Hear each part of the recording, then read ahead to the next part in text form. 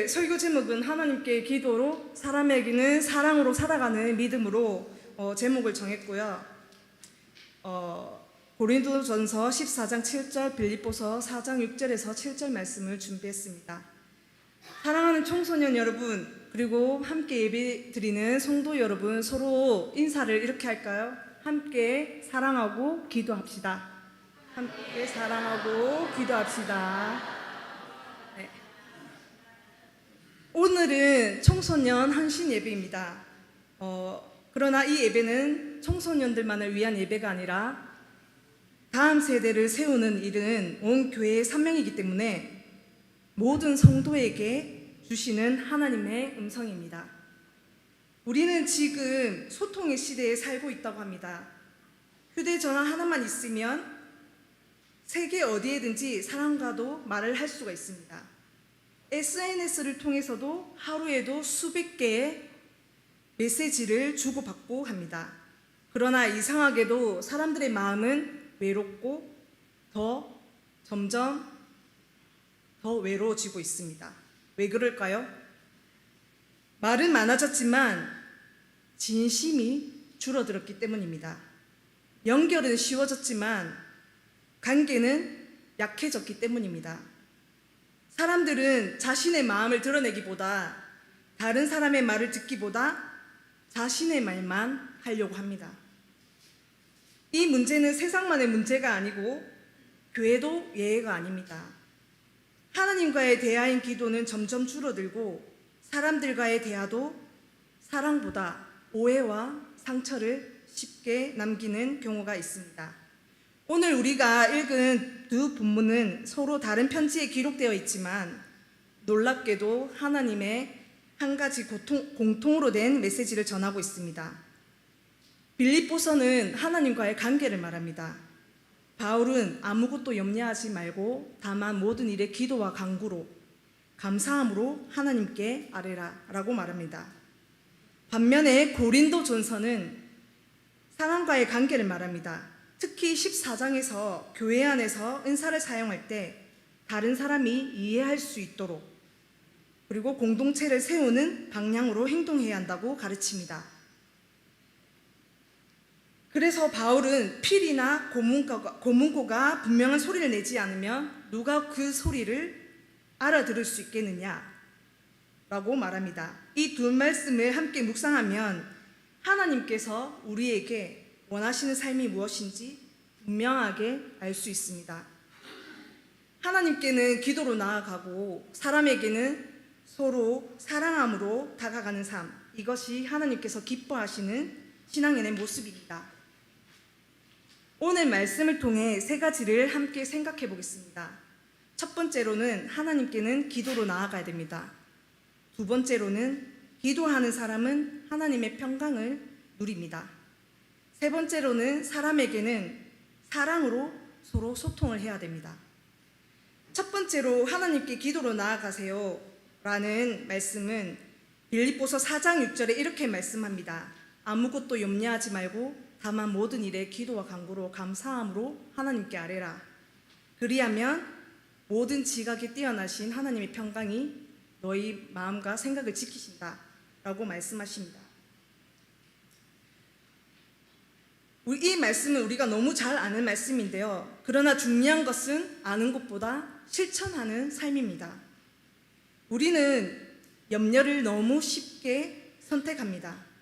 시험이 다가오거나 취업을 준비하면서 걱정하고 자녀 문제를 생각하면 걱정하게 됩니다. 그리고 또 한편으로는 건강검진 결과를 기다리면서도 걱정하기도 하고 내가 다니고 있는 교회의 미래나 한국 교회의 미래를 대해서 생각하며 걱정하기도 합니다. 염려는 우리의 삶의 일부처럼 느껴집니다. 그런데 바울은 조금만 염려하라고 말하지 않았습니다. 가능하면 염려하지 말라라고도 하지 않았습니다.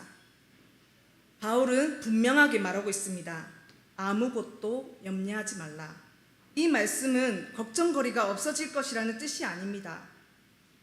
믿음의 사람도 문제를 만나기도 합니다. 바울 자신도 수많은 고난을 겪었죠. 그는 매를 맞았고 감옥에 갇히기도 했고 배가 파손도 되기도 하고 굶주림과 추위를 견뎌내야 했습니다. 그런데 바울은 왜 염려하지 말라고 말할 수 있었을까요? 그 이유는 기도의 능력을 경험했기 때문입니다. 빌립보서를 기록할 당시 바울은 자유로운 사람이 아니었습니다. 그는 감옥에 있었어요. 내일 어떤 판결을 받을지 알 수 없는 상황이었습니다. 그러나 감옥 안에 있던 사람이 감옥 밖에 있는 성도들에게 염려하지 말라고 권면을 하였습니다. 이것은 환경 때문이 아니라 하나님에 대한 신뢰 때문입니다.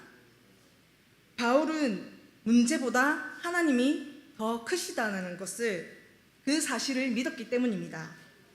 우리도 종종 이렇게 생각합니다. 문제가 해결이 되면 기도하겠습니다. 하지만 성경은 반대로 말합니다. 기도하기 때문에 문제를 이겨낼 수가 있습니다. 기도는 하나님께 정보를 알려드리는 그런 시간도 아니고 하나님은 이미 우리의 형편을 모두 다 알고 계십니다. 하나님의 마음을 바꾸는 것이 아니라 우리의 마음이 하나님을 향하도록 바뀌는 시간입니다. 하나님을 움직이는 것이 아니라 하나님을 신뢰하도록 우리를 움직이는 이 은혜의 자리입니다. 청소년 여러분, 학교 생활이 힘들 때 가장 먼저 무엇을 하십니까? 친구에게 하소연을 하나요? 아니면 휴대전화만 붙잡고 있나요? 아니면 혼자 끙끙 앓고 있나요? 아니면 그냥 아무 말 안 하고 그냥 집에 틀어박혀 있나요? 하나님은 오늘 말씀하십니다. 먼저 내게 말하여라. 부모님보다 친구보다 먼저 하나님께 기도로 나가서 말하십시오.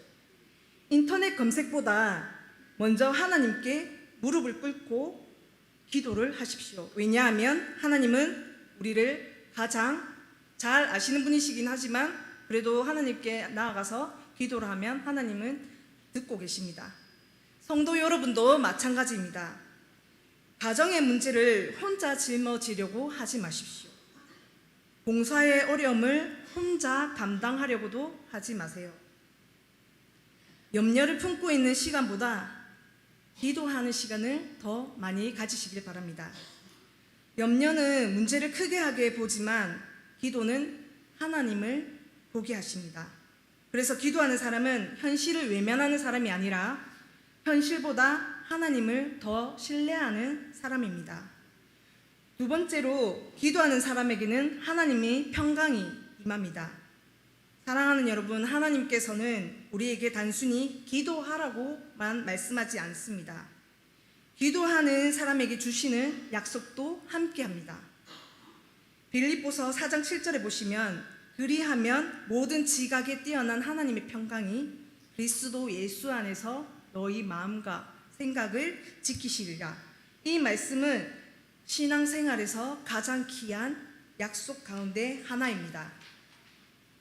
그런데 우리는 이 말씀을 읽을 때 한 가지를 놓치는 경우가 있습니다. 바울은 그리하면 모든 문제가 사라질 것이다 라고 말하지도 않고 병이 즉시 낫게 될 것이다, 경제적인 어려움이 없어질 것이다 이렇게 말씀하지는 않습니다. 오히려 바울은 기도와 간구만 말하지도 않았습니다. 감사함으로 하나님께 아뢰라고 말씀했습니다. 감사는 문제가 해결되어서 하는 것이 아니라 하나님이 함께 하심을 믿기 때문에 먼저 드리는 믿음의 고백입니다. 하나님께서 가장 먼저 약속하신 것은 평강입니다. 왜 하나님은 문제를 먼저 해결하시지 않고 평강을 먼저 주실까요?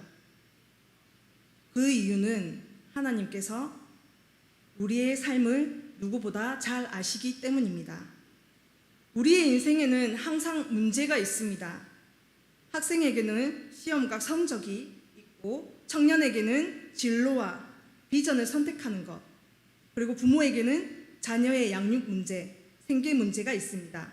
그리고 노년에는 건강과 노후에 대한 걱정이 있습니다. 문제가 없는 삶은 없습니다. 그러므로 하나님은 문제 하나를 없애주시는 것보다 어떤 문제 속에서도 흔들리지 않는 그 마음을 먼저 주십니다. 그것이 바로 하나님의 평강입니다. 하나님의 평강은 세상이 주는 평안과 다릅니다. 예수님께서 말씀하셨습니다. 요한복음 14장 27절 말씀인데요. 평안을 너희에게 끼치노니 곧 나의 평안을 너희에게 주노라. 내가 너희에게 주는 것은 세상이 주는 것과 같이 아니하리라.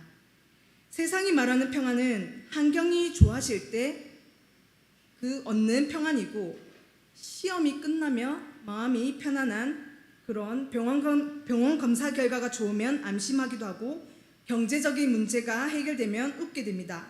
그러나 이 세상의 평안은 오래가지가 않습니다. 시험이 끝나면 또 다른 시험이 우리 앞에 놓여져 있습니다. 한 문제가 해결되면 또 다른 문제가 생기죠. 세상이 주는 평안은 환경에 의존하는 평안입니다. 하지만 하나님께서 주시는 평안은 하나님을 신뢰하는 믿음에서 오는 평강입니다. 그래서 환경이 변하지 않아도 마음은 흔들리지가 않습니다. 폭풍은 여전히 불고 있지만 배 안에 예수님이 계시기 때문에 제자들이 살 수 있었던 것처럼 우리의 삶에도 문제가 남아있을 수 있습니다. 그러나 하나님께서 함께 하시면 우리는 두려움에 사로잡히지 않습니다. 바울은 매우 인상적인 표현을 사용합니다. 너희 마음과 생각을 지키시리라. 여기서 지킨다는 말은 당시 로마 군대가 성을 지키는 모습을 떠올리게 하는 표현입니다. 빌립보는 로마의 그 중요한 도시였는데 성도들은 군인들이 성문을 밤낮으로 지키는 모습을 잘 알고 있었습니다. 적이 들어오지 못하도록 철저하게 경계하며 바울은 그 모습을 빗대어 말하고 있습니다. 하나님의 평강이 마치 군인처럼 여러분의 마음을 지켜줄 것입니다. 이 말씀은 얼마나 큰 위로입니까? 우리는 우리의 마음도 제대로 지키지 못하고 있습니다. 걱정이 밀려오면 쉽게 흔들기도 합니다. 누군가의 말 한마디에도 상처를 받기도 합니다. 그리고 또 실패를 경험하면 우리는 또 낙심하고 있습니다. 그러나 하나님께서는 우리의 마음을 홀로 두시지 않습니다. 하나님의 평강이 우리의 마음을 지켜주십니다. 사랑하는 청소년 여러분, 여러분의 마음을 가장 많이 흔드는 것이 무엇입니까? 시험입니까? 아니면 친구 관계입니까? 아니면 외모에 대한 마음입니까? 아니면 미래에 대한 불만입니까? 불안입니까? 학업에 대한 불만과 스트레스입니까? 아니면 부모님의 간섭입니까? 혹시 나는 부족한 사람이다, 나는 사랑받지 못하는 사람이다 라는 생각을 하고 있지는 않습니까? 그런 생각은 하나님께서 주시는 생각이 아닙니다. 하나님은 여러분을 하나님의 형상대로 지으셨고 예수 그리스도의 피값으로 사랑하시는 존재로 말씀하십니다. 기도는 하나님께 내 마음을 열어드리는 시간입니다. 기도하는 사람은 하나님께서 들려주시는 음성을 듣게 됩니다. 내가 너를 사랑한다. 내가 너와 함께한다. 두려워하지 말라. 이 약속을 붙드는 사람이 흔들리지 않습니다. 성도 여러분, 우리는 살아가면서 해결되지 않는 문제를 만날 때가 많습니다. 그때 우리는 하나님께 왜 하나님은 빨리 해결해 주시지 않나요? 라고 생각하기도 합니다. 그러나 하나님은 우리의 마음을 먼저 붙드십니다. 마음이 무너지지 않으면 우리는 어떤 어려움도 이겨낼 수 있습니다. 그래서 믿음의 사람은 환경이 아니라 하나님을 바라봐야 합니다. 예화를 하나 드리겠습니다. 어느 목사님이 이런 이야기를 하셨습니다. 한 어린아이가 밤에 천둥번개가 치자 무서워서 울기 시작했습니다. 아버지가 방으로 들어와 말했습니다. 괜찮다. 아빠가 여기에 있다. 놀랍게도 천둥은 멈추지도 않고 번개는 계속 치고 있었습니다. 그러나 어린아이의 울음은 그쳤습니다. 왜입니까? 천둥이 사라졌기 때문이 아니라 아버지가 함께 있다는 사실이 이 아이를 평안하게 해주셨기 때문입니다. 우리의 삶도 그렇습니다. 문제가 모두 사라져야 평안이 한 것이 아닙니다. 하나님께서 함께 하신다는 그 확신이 있을 때 평안이 찾아옵니다. 사랑하는 여러분, 기도는 현실을 도피하는 방법이 아닙니다. 기도는 현실보다 크신 하나님을 바라보는 믿음의 행동입니다. 기도하는 사람은 문제가 없어지는 그런 사람이 아니라 문제 가운데서도 하나님의 평강을 누리는 삶입니다. 그러므로 하나님께는 언제나 기도로 나아가시고, 그러면 하나님께서 우리의 마음과 생각을 평강으로 지켜주실 것입니다. 기도는 결국 하나님의 말씀을 붙드는 삶으로 이어집니다. 현실을 도피하는 것이 아니라 현실보다 크신 하나님을 신뢰하는 마음으로 믿음의 훈련입니다. 그래서 기도하는 사람은 하나님의 말씀을 붙들고 살아가는 사람으로 변화됩니다. 세 번째로, 사람에게는 사랑으로 소통하십시오. 고린도전서 14장 7절 말씀, 그 말씀이 우리는 지금까지 하나님의 관계를 살펴보았습니다.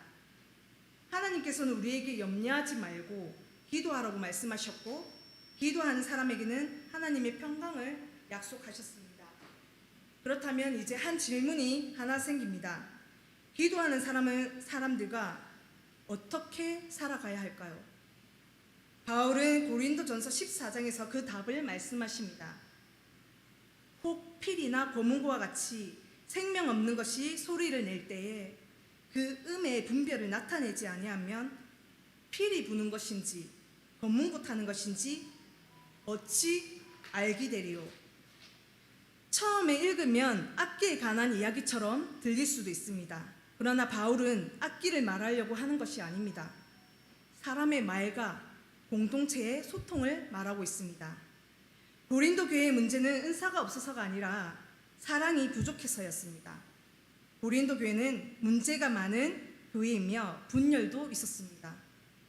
서로 파별까지도 만들었습니다. 성찬을 함께 하면서도 가난한 성도들을 배려하지 않고, 은사는 많았지만 서로 자랑하기가 바빴습니다. 특히 방언을 사용하는 성도들은 자신이 더 영적인 사람인 것처럼 행동했습니다. 그래서 예배가 혼란스러워졌습니다. 그럴 때 바울은 13장에서 먼저 사랑장을 기록합니다. 사랑이 없으면 아무것도 아니다. 그리고 바로 이어지는 14장에서 이렇게 말합니다. 은사를 사용할 때도 다른 사람이 알아들을 수 있도록 하라. 왜입니까? 교회의 목적은 나를 드러내는 것이 아니라 다른 사람을 세우는 것이기 때문입니다. 그래서 피리와 검문고를 예를 듭니다. 악기의 목적은 소리를 내는 것이 아니라 아름다운 음악을 만들어내는 것입니다. 피리가 아무 소리나 낸다면 사람들은 무슨 소리인지 알 수가 없습니다. 검문고가 제멋대로 소리를 낸다면 아름다운 연주가 될 수 없겠죠. 악기는 정확한 음을 내야 합니다. 그때 사람들은 감동을 받습니다. 바울은 이것을 통해 우리의 말도 같다고 말합니다. 우리가 아무 말이나 한다고 해서 좋은 말이 되는 것이 아닙니다. 상대방을 살리는 말이어야 합니다. 상대방이 이해할 수 있는 말이어야 합니다. 그리고 공동체를 세울 수 있는 말이어야 합니다. 사랑은 잘 말하는 것이 아니라 상대를 살리는 말입니다. 우리는 종종 이렇게 생각합니다. 나는 사실만 말했을 뿐이야. 틀린 말을 한 것도 아니잖아. 하지만 사실이라고 해서 모든 사랑은 아닙니다. 진실도 사랑으로 말해야 합니다. 예수님을 보십시오. 예수님은 죄를 책망하셨습니다. 그러나 죄인을 버리지 않으셨습니다. 진리를 말씀하셨지만 언제나 우리에게 사랑으로 말하셨습니다. 그래서 세리도 어린아이도 병든 사람도 예수님께 왔습니다. 예수님의 말씀에는 사랑과 진리에 함께 있었습니다. 청소년 여러분에게 부탁합니다. 여러분은 학교에서 하루에 얼마나 많은 말을 하는가요? 친구를 칭찬하는 말보다 놀리는 말이 더 많지는 않나요? 인터넷 댓글 하나도 사람을 살릴 수도 있고 상처 입힐 수도 있습니다. 우리 카카오톡 한 문장도 친구를 울릴 수도 있고 위로할 수도 있습니다. 여러분의 말이 친구에게 어떤 소리로 들리고 있는지 생각해 보십시오. 혹시 비난의 소리입니까? 조롱의 소리인가요? 아니면 무관심의 소리인가요? 아니면 격려의 소리인가요? 하나님은 오늘 말씀하십니다. 분명하고 사랑에 담긴 말을 하여라. 그것이 예수님의 제자다운 모습이다. 성도 여러분께도 부탁드립니다. 교회 안에서도 말은 중요합니다. 한마디의 격려가 한 사람을 다시 일으킬 수 있습니다. 반대로 한마디의 비난이 평생의 상처로 남을 수도 있습니다. 우리는 맞는 말을 하는 사람보다 우리가 예수님 믿음으로 살리는 말을 해야 합니다. 왜냐하면 예수님께서 우리를 그렇게 대하셨기 때문입니다. 예수님은 베드로가 3번 부인했을 때 끝내 버리지 않으셨습니다. 네가 나를 사랑하느냐? 이 질문으로 다시 세워주셨습니다. 이것이 복음입니다. 복음은 사람을 무너뜨리는 것이 아니라 다시 일으켜서 세우는 능력입니다. 이제 두 본문을 함께 생각해 봅시다. 빌립보서에서는 하나님께 기도하라고 말씀하시고 고린도전서에서는 사람을 세우는 말을 하라고 말씀하십니다. 기도하지 않는 사람은 쉽게 화를 내기도 하고 자기 말만 하고 자기 감정대로 말을 하기도 합니다. 그러나 하나님 앞에서 기도하는 사람은 달라집니다. 하나님께 받은 평강이 사람을 대하는 태도가 달라집니다. 그래서 하나님께는 기도로 가까이 가고 사람에게는 사랑으로 가까이 가는 삶이 참된 그리스도인의 삶입니다. 기도는 하나님과의 관계를 세우고 사랑은 사람과의 관계를 세웁니다. 하나님께서는 이 두 관계가 함께 자라는 삶을 기뻐하십니다.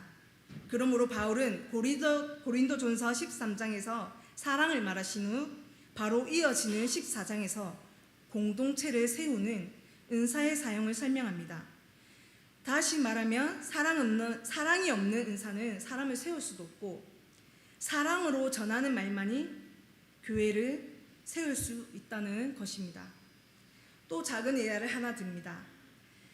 한 교사가 아이들에게 못이 든 주머니를 하나씩 나누어 주었습니다. 그리고 화를 내거나 친구에게 상처 주는 말을 할 때마다 울타리에 못 하나를 받게 했습니다. 며칠이 지나자 울타리는 못으로 가득했습니다. 이번에는 친구를 도와주거나 격려하는 말을 할 때마다 못을 하나씩 빼기도 했습니다. 결국 그 친구들은 모든 못을 뺐습니다. 그런데 울타리에는 무엇이 남았습니까? 못 자국이 남았습니다. 교사가 말했습니다. 말도 이와 같다. 용서를 받아도 상처의 흔적은 오래 남는다. 그래서 성경은 말하기 전에 먼저 하나님 앞에 서라고 가르치십니다. 기도하는 사람의 말은 달라집니다. 사랑하는 사람의 말도 사람을 살립니다. 사랑하는 여러분, 오늘 하나님께서 우리에게 요구하시는 신앙은 복잡하지가 않습니다. 하나님께는 기도로 나아가시고 사람에게는 사랑으로 다가가십시오. 기도하는 무릎과 사랑하는 입술을 가진 사람만이 하나님께서 기뻐하시는 제자입니다. 사랑하는 청소년 여러분, 그리고 성도 여러분, 오늘 우리는 두 본문의 말씀을 함께 살펴보았습니다. 빌립보서 4장에서는 하나님께서 우리에게 아무것도 염려하지 말고 다만 모든 일에 기도와 간구로 하나님께 아뢰라고 말씀하셨습니다. 그리고 기도하는 사람에게는 세상이 줄 수 없는 하나님 평강을 약속하셨습니다. 또한 고린도전서 14장에서는 우리의 말과 행동이 공동체를 세우는 분명한 소리가 되어야 된다고 말씀하셨습니다. 이해가 되지 않는 소리는 사람을 세울 수가 없지만 사랑으로 전하는 말은 사람을 살리기도 하고 공동체를 세우기도 합니다. 결국 오늘 하나님께서 우리에게 주시는 말씀은 한 문장으로 정리할 수가 있습니다. 하나님께는 기도로 나아가고 사람에게는 사랑으로 다가가라. 이것이 하나님께서 기뻐하시는 신앙인의 모습입니다. 사랑하는 청소년 여러분, 여러분의 실력이 여러분의 미래를 결정하는 것이 아닙니다. 여러분의 성적이 여러분의 인생을 완성하는 것도 아닙니다. 하나님께서는 먼저 기도하는 사람을 찾으십니다. 학교에서 공부하기 전에 하나님께 먼저 기도하는 사람, 친구와 다투기 전에 먼저 하나님께 기도하는 사람, 진로를 고민할 때도 하나님께 먼저 묻는 사람이 되기를 바랍니다. 세상은 네 힘으로 살아라 라고 말하지만 하나님은 내게로 나아오라고 말씀하십니다. 기도하는 사람은 결코 약한 사람이 아니고 가장 강한 사람입니다. 왜냐하면 자신의 힘이 아니라 하나님의 능력을 의지하기 때문입니다.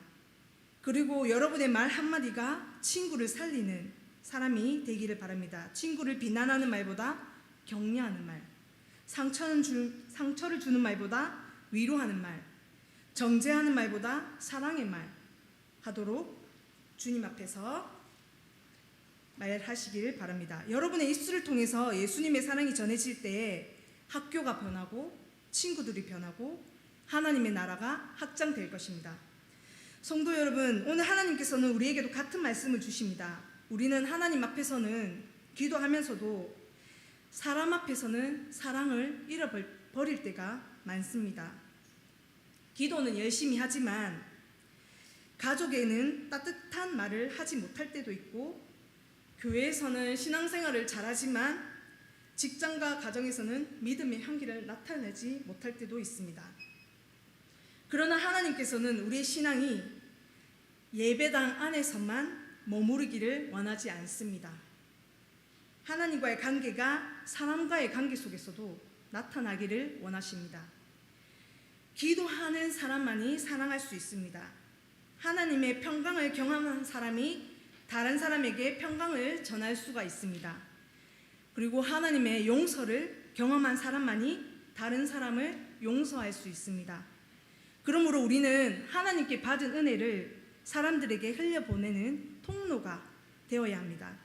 오늘 이 청소년 헌신 예배를 통해서 하나님께서 우리 모두에게 하나의 사명을 주십니다. 청소년 친구들은 하나님을 가까이 하는 믿음의 세대로 자라가야 합니다.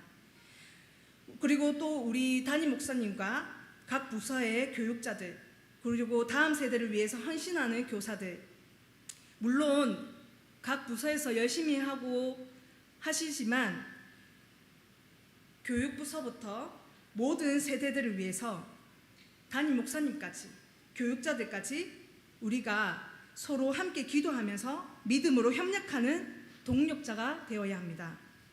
우리 교회가 하나님께 기도하는 교회가 되고 서로를 사랑으로 세워주는 교회가 될 때 하나님께서는 이 교회를 통해 다음 세대를 일으켜 주실 것입니다.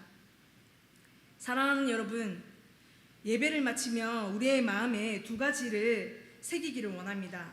첫 번째로는 어떤 상황 가운데서도 하나님께 먼저 기도하십시오. 염려보다 기도를 먼저 선택하십시오. 걱정보다 하나님을 먼저 바라보세요. 하나님께서는 우리의 기도를 들으시고 우리의 마음을 평강으로 지켜주실 것입니다. 두 번째로는 사람을 살리는 사랑의 말을 하십시오. 여러분의 말이 누군가에게 용기를 주는 말이 되기를 바랍니다. 여러분의 행동이 누군가에게 예수님의 사랑을 보여주며 삶이 되기를 바랍니다. 사랑하는 청소년 여러분, 오늘 하나님 앞에 기도에 무릎을 꿇고 또 오늘 사랑을 배우십시오.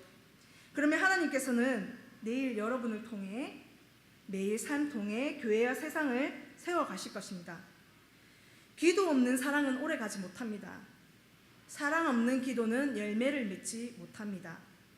오늘의 기도가 내일의 믿음을 만들고 오늘의 사랑이 내일의 교회를 세웁니다. 하나님께서는 지금도 기도하는 청소년을 찾고 계시고 사랑으로 사람을 세우는 믿음의 사람도 찾고 계십니다. 하나님께 가까이 갈수록 사람을 더 사랑하게 되고 사람을 진심으로 사랑하는 사람은 다시 하나님께 무릎을 꿇게 되기도 합니다. 이것이 하나님께서 원하시는 그리스도인의 삶입니다. 기도하는 무릎과 사랑하는 입술을 가진 사람이 하나님께서 찾으시는 사람입니다. 오늘도 하나님께 기도로 나아가고 사람에게는 사랑으로 다가가는 삶이 되십시오.